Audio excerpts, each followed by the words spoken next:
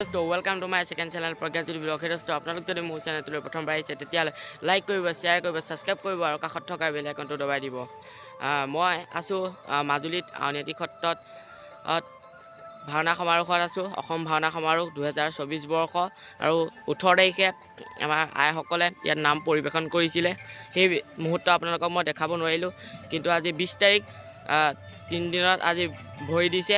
তো ইয়াত কেনেদৰে কাৰ্যসূচীসমূহ কৰা হৈছে তো আপোনালোকক মই দেখাম। তো বলক আমি ভিডিঅ'টো আৰম্ভ কৰোঁ। ভিতৰত অলপ পৰিৱেশটো এটা ভিউটো দেখাই দিওঁ বলক। গুৰুজনাই কৈ গৈছে কুলি ধৰি না শাস্ত্ৰটো লিখা আছে নামে সে কল্যাণ কুকুৰ শৃগালৰ ৰোৱাত মাতো আছে ৰাম নামৰ মালা গাঁঠি কণানি। ভাওনা সমাৰোহৰ প্ৰদৰ্শনী এয়া চাওক। এয়া আপোনালোকক এতিয়া মই দেখাম, চাব। ভাওনা সমাৰোহ জাগৰণ মঞ্চৰ সম্পাদক পৰাগ কলিতা। আমি সকলোকে ধন্যবাদ জ্ঞাপন কৰি সন্মানীয় উদ্বোধক ডাঙৰীয়াক এটি শুভেচ্ছামূলক বক্তব্যৰে আজি ভাওনা ভাগি উদ্বোধন কৰিবৰ বাবে অনুৰোধ কৰিলোঁ। অকণমান ইয়াত ভাওনা চাম, তো আপোনালোককো দেখাম। তো বলক।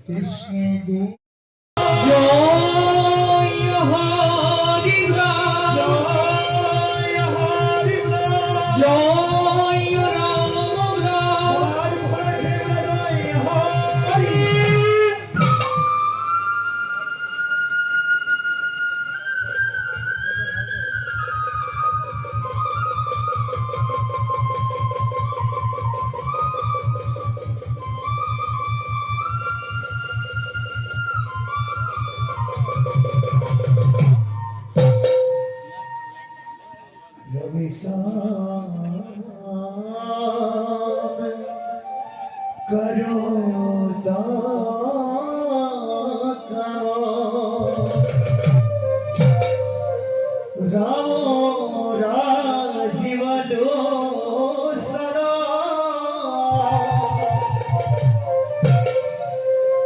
जगता